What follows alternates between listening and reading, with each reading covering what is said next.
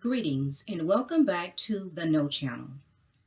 My name is Bernadette Johnson, also known as Keziah or Kizzy. I'm back for part 2 of the Carlee Russell series. And in this part, I will be making a case for an alien abduction. But before I go any further, if you haven't watched part 1, I'll ask that you stop this part and go back and watch part 1. I will also try to remember to pin it in the comment section and also include a link to part 1 in the description section. So in this part, I'm going to be using the alien abduction Wikipedia article that I shared just a brief portion of it in part 1.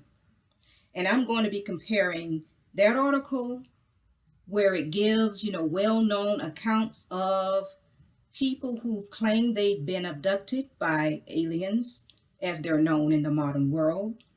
And I'm going to be comparing that article to the different news accounts of the Carlee Russell story. And you will see the similarities of the alien abduction claimants and also the news account of Carlee Russell's experience. So here is the part of the Wikipedia article as I shared in part 1, and also 2, the recent sightings that took place in Alabama, the recent UFO sightings that took place in Alabama. I also share that in part 1. So this is just more of a refresher of what I went over in part 1. So the first thing I want to talk about in the Carlee Russell case is the accounts in the news that talks about her suddenly vanishing. And these are just 2 little parts of the article, one of the news articles, and I'm just going to read them over really quickly. Now the headline says, Carlee Russell returns home. Police investigation continues into her disappearance.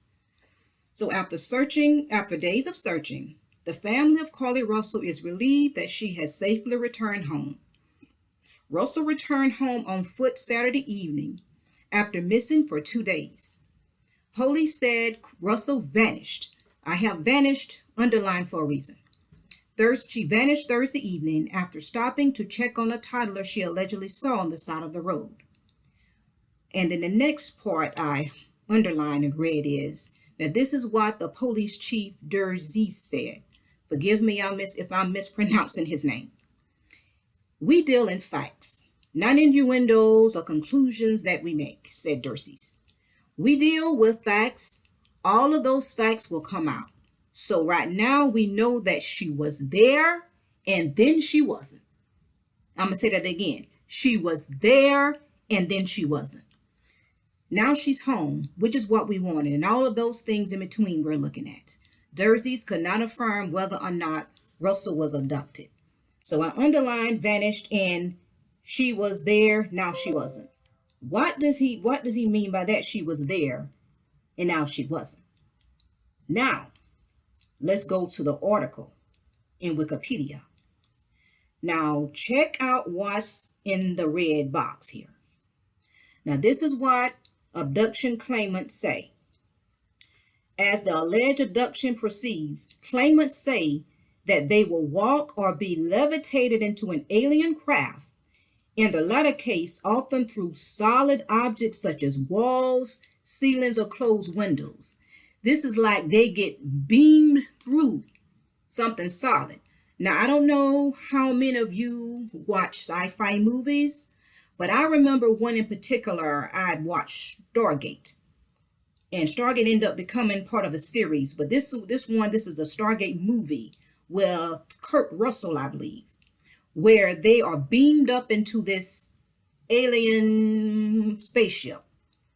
And then, they're like on the ground. And the next thing, they get beamed up and they're into the ship. And also those who watch Star Trek. I never really got into Star Trek, but a famous line from, I believe, Star Trek is "Beam me up, Scotty," where the guy would get beamed up into the spacecraft. So this sounds like it's something like this. So the way that they're describing that she just vanished. What if she had a similar spirit experience as this? She was beamed up, and that would explain why she disappeared. So I'll just read the last sentence. And alternatively, they may experience rising through a tunnel or along a beam of light with or without the abductors accompanying them in the awaiting craft. So that could possibly be a case where she was actually beamed up. That explaining her vanishing.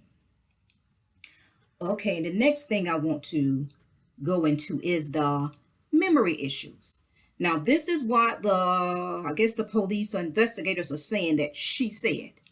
So look what I have underlined in red. So this is supposed to be Carlee telling the story. So she says the next thing she remembers is being in the trailer of an 18-wheeler. She stated that the male was with a female. However, she never saw the female. She only hearing her voice. Okay, so that's the next thing she remembers. Okay, let me go back up. Now this part why I didn't underline. It says she claimed that the man then picked her up and she screamed. According to the chief, Russell told police that the man made her go over a fence and she was forced into a car. And then she said the next thing she remembers, as if, there was something that happened, but she didn't remember it. Okay, and then of course you can read the rest of it, but what I'm going to do is I'm just going to read what I have underlined in red. She believes they took pictures of her, but does not remember them having any physical or sexual contact, he added.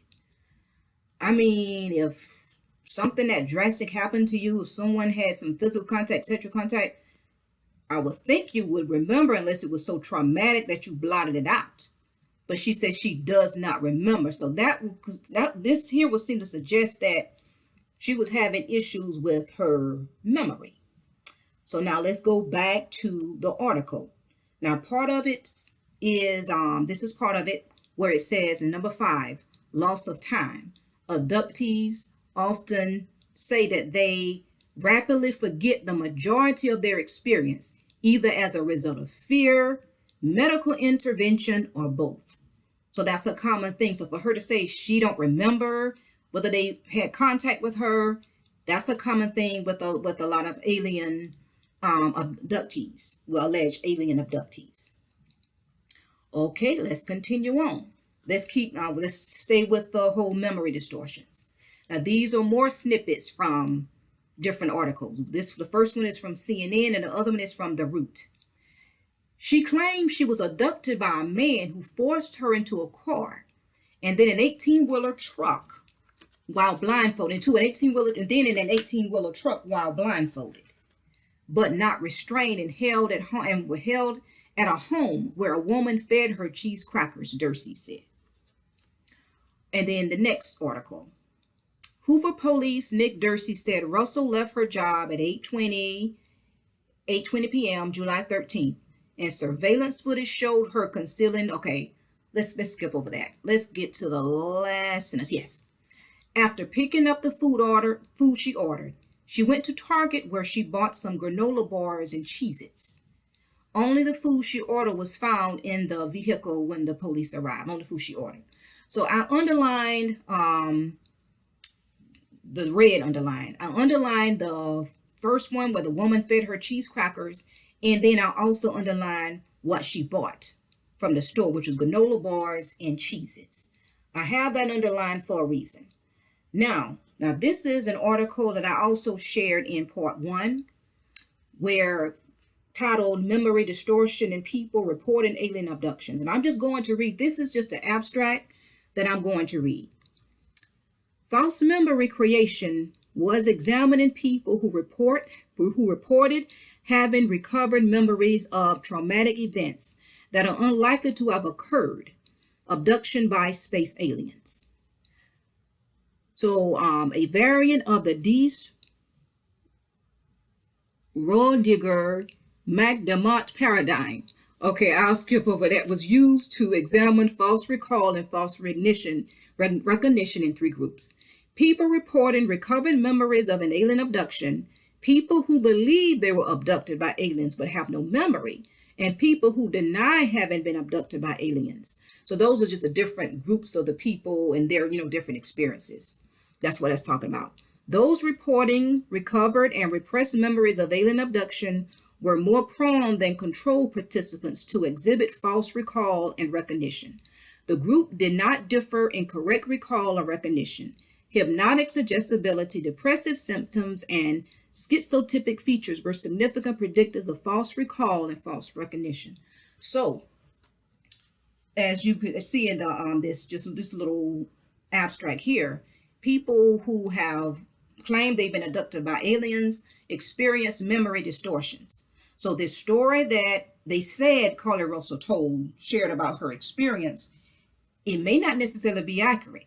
And the reason why I underlined the cheese crackers, and then the Cheez-Its and the granola bars, you know how when you dream, sometimes you dream about things that you experienced while you were awake.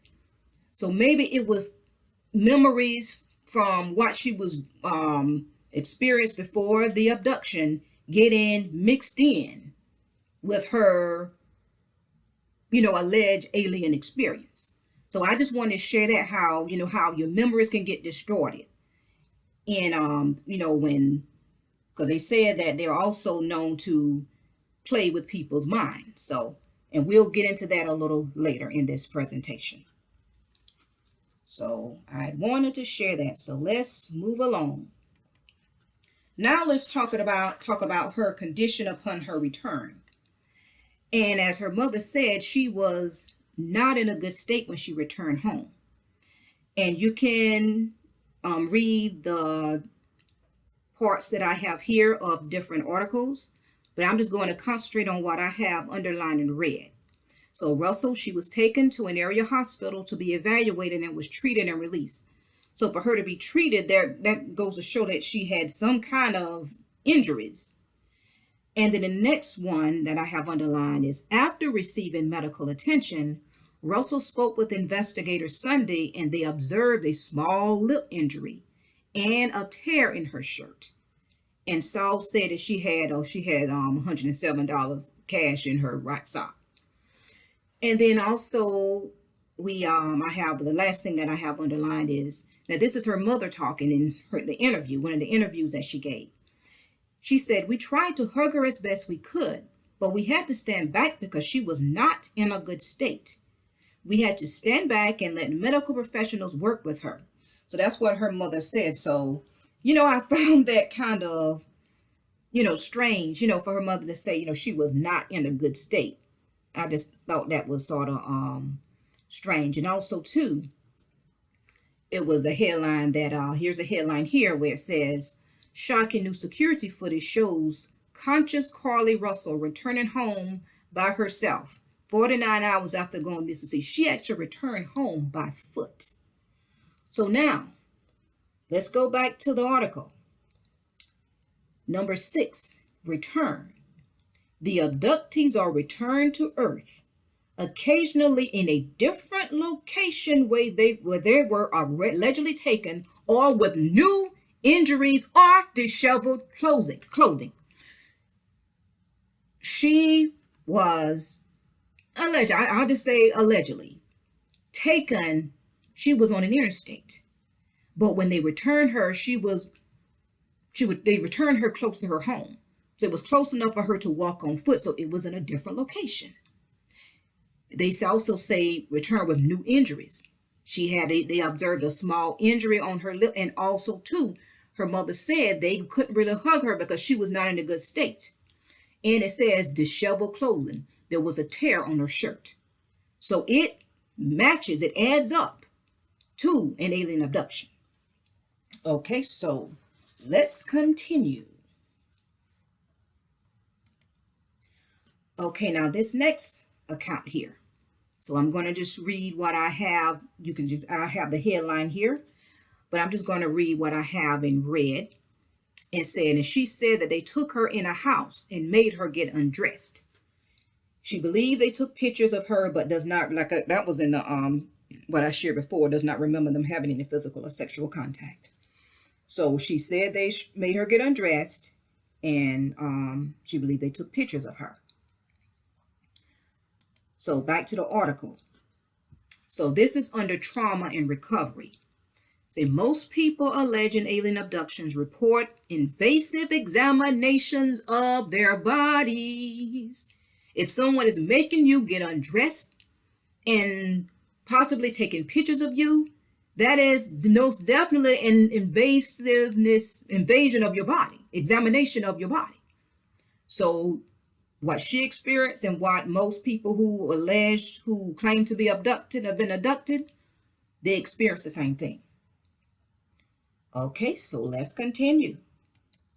Now, this headline here is that she fought for her life. And this is what her mother, Talitha Russell, said in her interview. She said there were moments she had to physically fight for her life and mentally fight for her life. Now, I understand that she would say she had to physically fight for her life because she returned disheveled and with an injury. But why did the mother say that she had to mentally fight for her life? I found that that mental part, I found that, I was curious about that. I found that interesting that she would say that. And also her boyfriend said the same thing, that she was fighting for her life. Russell's boyfriend, Tomar Simmons, wrote in an Instagram post that circulated on social media on Sunday that Russell was fighting for her life in the roughly 48 hours she disappeared. So, and then he went on to say that, be respectful because people at this time, they were going in on her because what police was saying, they weren't finding, they didn't see, there was no footage of a child on the road. So people at this time were starting to go in on her because there was nothing to back up her claims. But at one time, her boyfriend also made the same claim that she was fighting for her life. So why would they say that? So let's go back to the article. Now, I already went over 6 where abductees are when they return to Earth. They return to different location and with new injuries or disheveled. Now, let's look at number 8. The abductee must cope with psychological, physical, and social effects of the experience. Because a lot of times, the abductees, the story they tell is just so outlandish, people don't believe them. So they have to deal with the psychological abuse that was they were subjected to by the so-called alien abduction, and then also the ridicule from the people who won't believe them and think their story is just ridiculous and think they're just being, delusional. So and this is under trauma and recovery. I'll go back over this. And most people alleging alien abductions report invasive examination of their bodies. We went over that. Okay, and then some ascribe psychological trauma to their experience. And that's what I just said. So that's not a good, alien abduction claimants. It's not a good situation that they're in. It's not a good experience because to be traumatized by your abductors and then to be re-traumatized by the people who don't believe you and think you're crazy and delusional, my sympathy goes out to them. It really does. So now I saved the best for last. Now let's go into the child on the interstate. And of course, that was one of the main things. Her calling 911 to report a child. She saw a child on the internet. So I'll just read the headline. It said the timeline of Carlee Russell's disappearance, return, and an ongoing investigation into what happened to her. So on July 13th, Carlee Russell called police at approximately 9:30 p.m., telling them she had allegedly seen a toddler walking along I-459 near exit 10 in Hoover. So of course, this is well known that she called saying that she saw a child on the road, and some play. You can actually look it up and actually hear the audio, the 911 call that she made. And so this is another news story of it. I'll just read the headline right quick. Police say they cannot verify. They said they could not verify most of the information. Carlee Russell, who went missing in Alabama after 9/11, called about a child on the interstate, gave to detectives, and that's when people started mocking her, when police was saying they couldn't verify most of what she had claimed. And he said the police haven't spoken to Russell since just after she returned home Saturday. Dersies told reporters she told investigators she got out of the vehicle Thursday to check on the child, and a man came out of the trees and mumbled that he was checking on the baby. Okay, and then there's another one. I'll share this one too. Carlee Russell. Parents say missing Alabama woman fought for her life after disappearance. So that was, in that this is just the article that this is from. So Carlee's mother said her daughter was on the phone with a family member when she pulled over to check on the child. My daughter-in-law could hear her ask her if the child was okay. Now, this is the mother talking. And the child didn't respond. At least she didn't hear her respond, Robinson Russell said. Then she heard her daughter, Carlee, scream. And then after she screamed, that's when the family lost contact with Carlee Russell. Even though the line remained open, there was still no more contact with Russell. So she checked on the child and asked the child. She heard her say, "Are you okay?" Asked the child she was okay, but the child didn't say anything. And that's when Carlee screamed. So now let's go back to the Wikipedia article. There is a part in the article that talks about child presentation. Let's read. Abductees of all ages and genders sometimes report being subjected to a child presentation. As its name replied, the child presentation involves the adult claimant being shown a child. Often the children appear to be neither human nor the same species as the abductors. Instead, the child will almost always share characteristics of both species.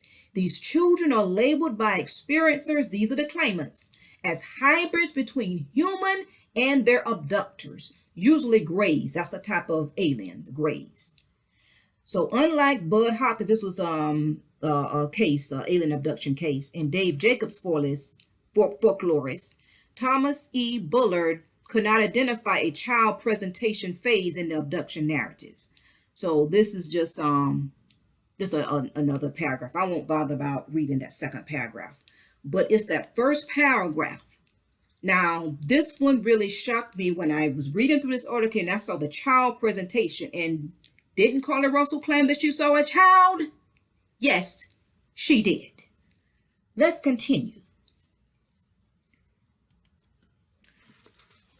Now, this part. This is another part that really got me too. Now, after they started investigating and they started going through her phone and checking her search history, that's when it really started looking bad for her. And they were saying, "Oh no, look like she staged it, because look at her search history." So this headline says, Carlee Russell's internet searches suggest she staged her own kidnapping, Alabama police say. A forensic analysis of Ms. Russell's cell phone, work and home computers found she looked up information about the movie Taken, Amber Alerts, booking a bus ticket from Birmingham to Nashville, and how to take money from a register without being caught, Hoover Police Department Nicholas Dersies told reporters.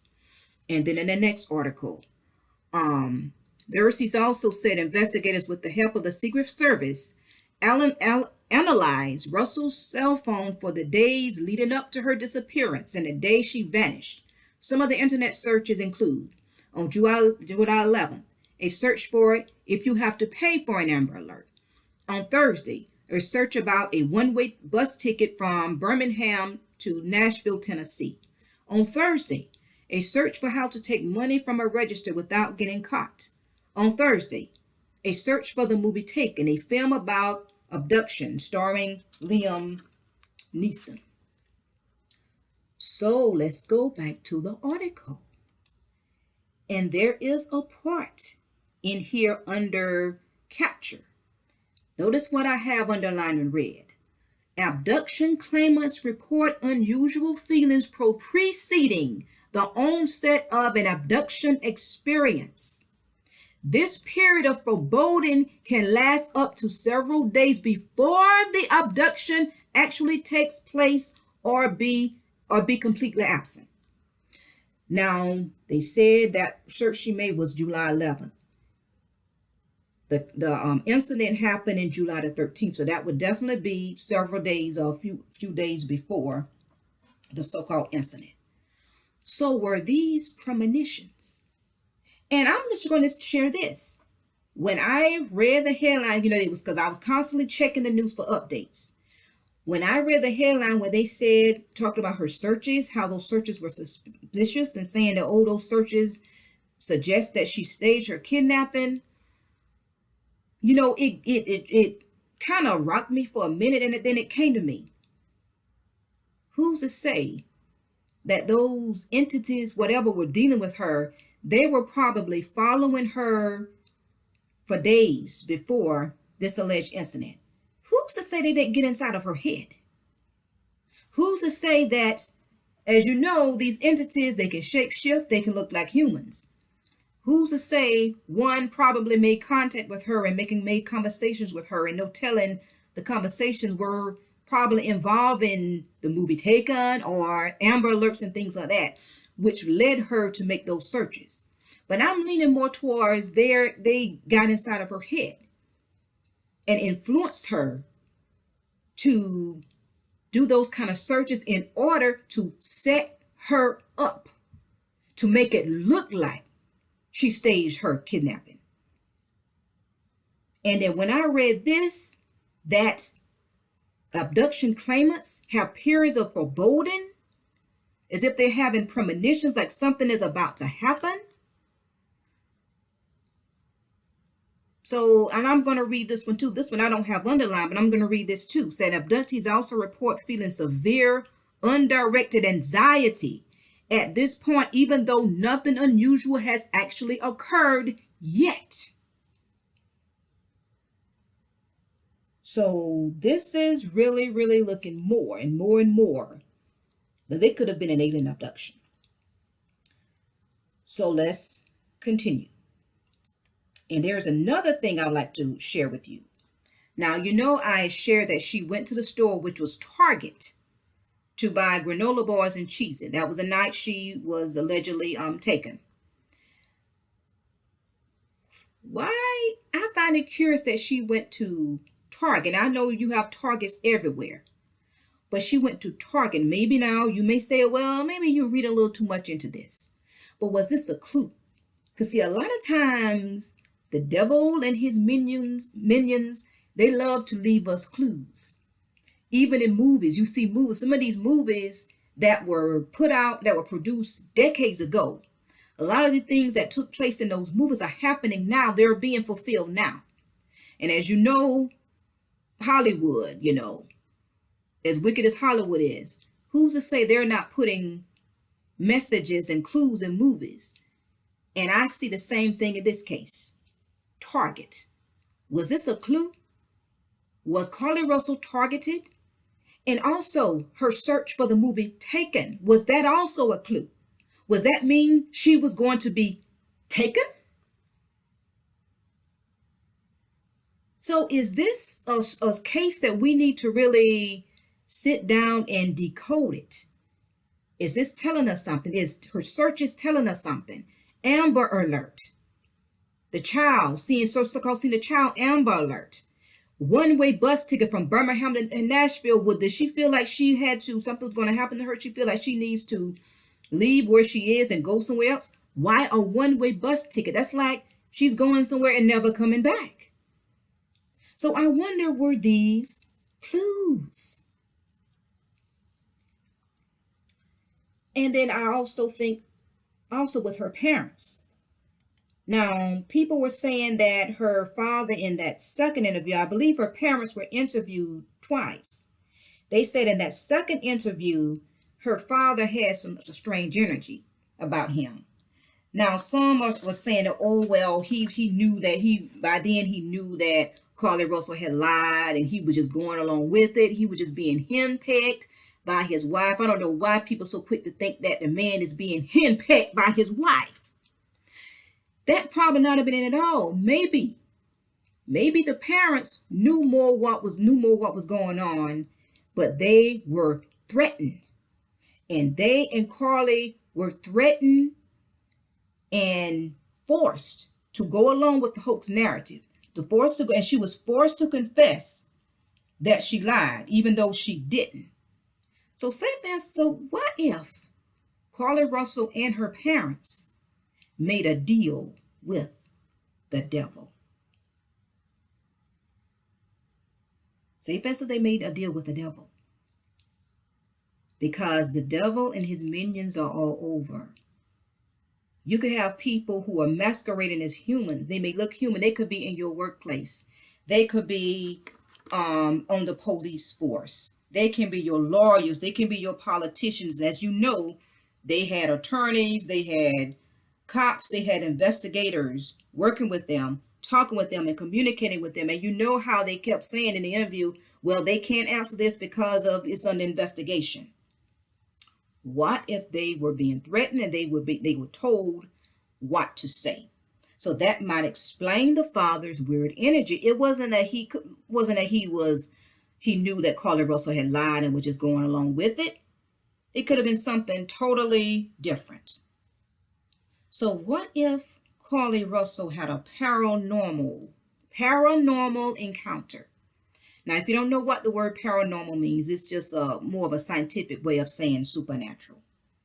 What if she had a supernatural encounter? But you have people, making fun of her and mocking her and saying she lied because, it's even, I must be honest, even myself, when I saw the headline, the update that she admits to lying, for a minute I was thrown. I was like, why would she do that? What was she thinking? But then I had to calm myself down. I said, wait a minute. Things may not be as they seem. It may not be as they seem. So many people may think this is very outlandish and all of that, saying that that's ridiculous. You thinking that they were being threatened and that you have angels, fallen angels pretending to be people and they're here in our midst. But before you dismiss me as a nutcase, I would like to share the scripture with you. Let's go. Hebrews 13, chapter 13, verse 2.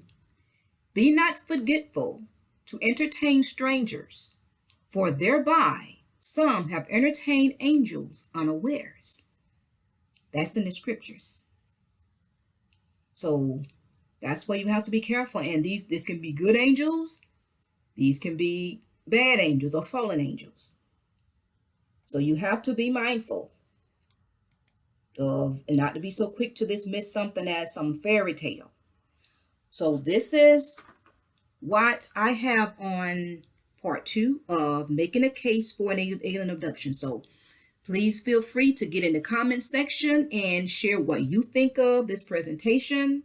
And also if there's anything that you got from the story in my presentation. And please don't hesitate to share your thoughts with me. Whether you agree or whether you disagree, please feel free to share your thoughts. I welcome all, perspectives. So that's the conclusion of part 2. I hope you enjoyed it and I hope you got something out of it. So the next I'll be coming up with is part 3. And that will be picking apart the hoax narrative. So stay tuned for part 3. Thank you for watching. And Yah willing, I will see you in the next one, which is part 3. Be blessed.